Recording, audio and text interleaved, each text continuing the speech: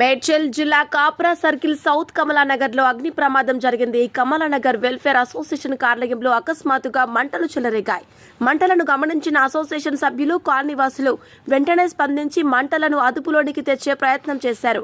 సమాచారం అందుకున్న అగ్నిమాపక సిబ్బంది ఫైర్ ఇంజన్తో సంఘటనా స్థలానికి చేరుకొని మంటలను పూర్తిగా ఆర్పివేశారు.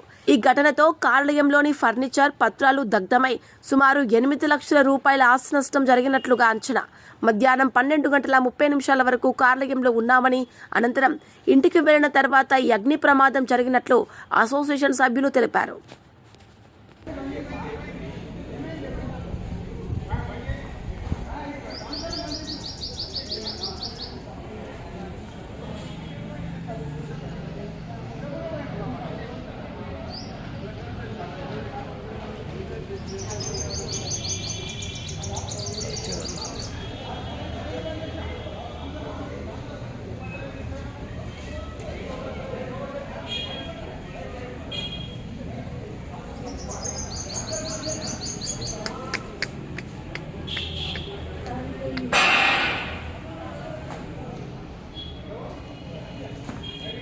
मैं तो मुझे या भूते थी ये जोर से धो आप लोगों ने उतना ना धो कटा दिया आप लोगों ने जर भी आपका राजू भैया में बोलो राजू भैया बाहर आओ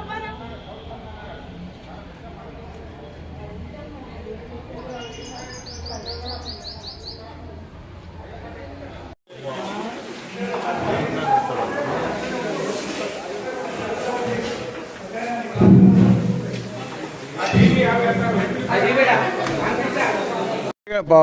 12:45 దాకా ఇక్కడే ఉన్నాం. మేము పోయినప్పుడు అంతా నీట్గా ఉన్నది, ఏ ప్రాబ్లం కూడా లేదు. మాకు ఇంట్లోకి పోయి తిని కూర్చున్నామో లేదో ఫోన్ వచ్చింది, ఇట్లా తలుగుతుందని ఇమ్మీడియట్లీ ఉరికొచ్చి నేను కూడా ఇమ్మీడియట్ ట్రాన్స్ఫారం బంద్ చేశాను. చేసి లోపలికి వచ్చి చూసాక అక్కడ కుర్చీలు తలుగుతున్నాయి కాబట్టి మళ్ళీ ట్రాన్స్ఫారం ఆన్ చేసి ఎంబడే రావడానికి కూడా వచ్చిండు, జనార్దన్ గౌడ్ కూడా వచ్చిండు. దాని వాటర్తో అంతా కొడితే కొద్దిగా చాలా నష్టం జరిగింది. నష్టం సంగతి దేవుడేరు, కానీ మాకు చాలా బాధ ఉంది. మేము కష్టపడి కట్టినాం బిల్డింగ్. కమలానగర్ అసోసియేషన్లో బిల్డింగ్ కట్టిందంటే నేను రాఘవరెడ్డి అనే కట్టాము. చాలా కష్టపడి అందరు సహకారంతో, కాలనీ సహకారంతో కట్టాము.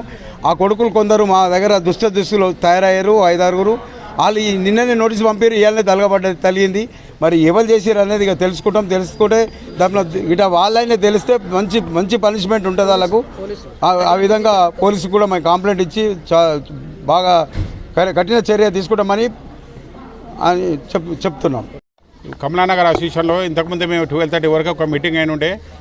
మీటింగ్ అయ్యే దాంట్లో కూడా 12:45 రంగ ఇక్కడే ఉన్నాము. ఇప్పుడే లంచ్ కానీ వెళ్ళిపోయినా కొద్దిసేపటికే బర్నింగ్ అవుతుందని ఇక్కడ మెసేజ్ రాగానే ఇమ్మీడియట్లీ వచ్చేవరకు మొత్తం కాలిపోయింది. మరి అది ఎట్లా కాలింది అనేది మాకు కూడా తెలుస్తలేదు, కానీ ఒక ప్లేస్లో మాత్రం అది ఎక్కడో ఏదో పోసినట్టు నాకు అక్కడనే బర్న్ అయింది. మంటలలాగా అక్కడే వచ్చినాయి కాబట్టి అదంతా మీరు కూడా ఒకసారి మీడియా చూడండి. మరి ఎవరు డాల్కలు అన్నీ ఉన్నాయి, కానీ గ్రిల్ ఉన్నాయి కాబట్టి గ్రిల్ నుంచి ఏమైనా పడ్డాయా అనేది అర్థమవుతలేదు మాకు. ఇన్ని రోజుల నుంచి సీసీ కెమెరాలు కూడా ఉన్నాయి, మరి అది ఎంతవరకు ఉన్నాయి అనేది తెలియదు. అవి రన్నింగ్లు ఉన్నాయి కూడా. మరి నష్టం దాదాపు ఇప్పుడు 7-8 లక్షలు నష్టమైంది. ఇప్పుడు విత్ స్లాబ్ కూడా పడిపోయింది అని అంటే ఎంత బర్నింగ్ అయిందో మీరు ఆలోచించండి. అది షార్ట్ సర్క్యూట్ అంటే కూడా అది జరచేపట్లో తెలిసేది. మరి అది ఒకటే తన అది బర్న్ అవుతుంది అంటే మరి అది ఏమైనా లిక్విడ్ లాగా ఏమైనా పడ్డదా అనేది మేము కూడా తెలియదు. మనం తెలియనప్పుడు వారి మీద చెప్పడం కరెక్ట్ కూడా కాదు. కానీ ఈరోజే మాకు దరిద్రంగా ఏంటంటే వాళ్ళు ఒక నోటీస్ ఏదో మాకు పంపడము, మా మూడంతా కూడా అప్సెట్ కావడము, మరి ఇదే రోజు జరగడం అనేది కొద్దిగా దురదృష్టకరము. దీని గురించి కూడా మేము కూడా ఎంక్వైరీ చేసి దీని మీద ఎంతవరకు ఏమైంది అనేది మనం పరిశీలించి దాని మీద మరి గవర్నమెంట్ ఏమన్నా దీని గురించి అంతా వాళ్ళకి తెలియపరిచి మరి పోలీస్ కంప్లైంట్ కూడా ఇప్పుడు ఇవ్వడం జరుగుతుంది. మరి ఫైర్ కూడా చెప్పడం, ఫైర్ కూడా వస్తే దీని సంగతి ఏదైనా ఆలోచించి ఫర్దర్గా ఏమన్నా దాని డీటెయిల్ ఏదైనా ఉన్నప్పుడు మళ్ళీ మీకు ఒకసారి తెలియపరుస్తామని మీకు బిల్డింగ్లో మంటలు వచ్చినాయని చెప్పేసి ఒక అమ్మాయి నాకు ఏదైతే ఫోన్ చేసింది. నేను ఇమీడియట్లీ రష్ అయ్యి ఒక 2 మినిట్స్లో ఇక్కడ ఉండిపోయా. వచ్చేసరికి చూస్తే మొత్తం బ్లాక్గా కవర్ అయ్యి మొత్తం మంటలు వచ్చాయి. ఇమీడియట్లీ రాఘవరెడ్డి అన్న, పెంటన్న అందరం కలిసి ఇక్కడికి రావడం జరిగింది. ఇమీడియట్లీ డోర్ ఓపెన్ చేసి చూస్తే చైర్స్ అని తగలబడ్డాయి. ఆ చైర్స్ని కూడా ఆపడానికి మన దగ్గర బోర్ ఉండే, ఆ బోర్ వాటర్తో మొత్తం దాన్ని ఆర్పడం జరిగింది. ఎలక్ట్రికల్ కూడా బంద్ చేశారు మన మిత్రుల ముందు. ఆ ఎలక్ట్రికల్ కూడా బంద్ అయిన తర్వాత మరి మళ్ళీ వచ్చిన తర్వాత మోటార్ ఆన్ చేసి నీళ్లు పెట్టేస్తే ఇమ్మీడియట్లీ అరెస్ట్ అయింది. కానీ అప్పటికే డ్యామేజ్ జరిగిపోవాల్సిందంతా జరిగిపోయింది. కానీ మేము ఇంతకుముందే ఒక గంట ముందు మేము ఇంటికి వెళ్ళి భోజనం చేసి కూర్చున్నాము. మీటింగ్ అంతా జరిగింది, కామ్గా వెళ్ళిపోయిన తర్వాత ఇమీడియట్లీ 1 అవర్లో మాకు ఫోన్ వచ్చింది. అదేంతో అర్థం కాలేదు మాకు కూడా వచ్చి అనుమానాలంటే ఇక్కడ ఇప్పుడు జరుగుతూ ఉంది, కోర్టుల కేసు నడుస్తూ ఉంది. అక్కడ స్టిక్కర్ కూడా నిన్న కోర్టు నోటీసులు కూడా వచ్చినాయి.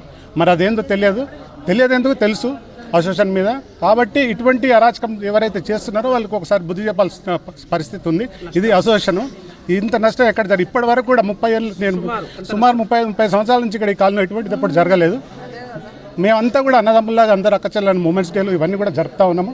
ఇక్కడ అన్నీ కూడా ప్రశాంతంగానే ఉన్నాయి ఇప్పటి వరకు. ఇది జరగడం అనేది ఒక దురదృష్టకరం, దానికి చాలా చింతిస్తున్నాం. మరి మా పెద్దలు కూడా రావారెడ్డన్న చాలా ముందే వచ్చేసి మాకంటే కూడా ముందు వచ్చి కూడా ఇది ఆర్పడానికి ప్రయత్నం చేశాడు.